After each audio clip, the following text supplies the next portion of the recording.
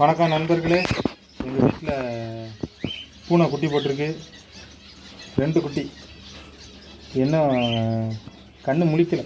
ஒரு குட்டி தான் கண்ணு முழிச்ச மாதிரி இருந்தது. ஸோ இன்னும் ஒரு குட்டி கண்ணு முழிக்கலை. ரொம்ப பொடிசாக இருந்து அதனால தான் இவ்வளோ நாள் நான் எடுக்கவே இல்லை. இப்போ தான் கொஞ்சம் பெருசாக இருக்குது. So cute. ஒரு பிளாக்கு, ஒரு இது என்னது ஃபான் கலர்.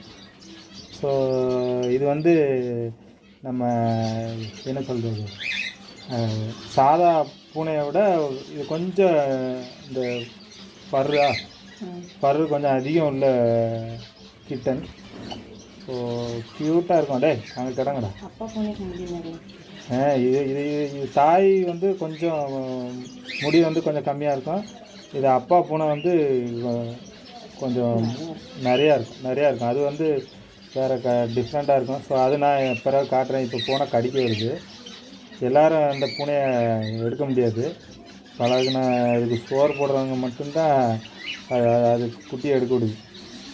பாருங்கள், சைனாக்காரன் மூஞ்சி மாதிரி. So cute.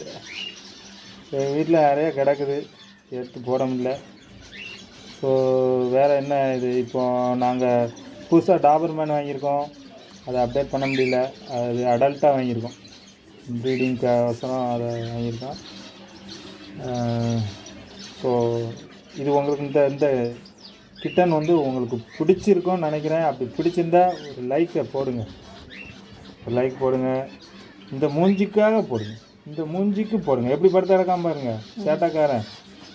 ஐயோ, ஸோ ஸ்வீட். பாய். ஒரு பாய் சொல்லுங்கள். பாய்.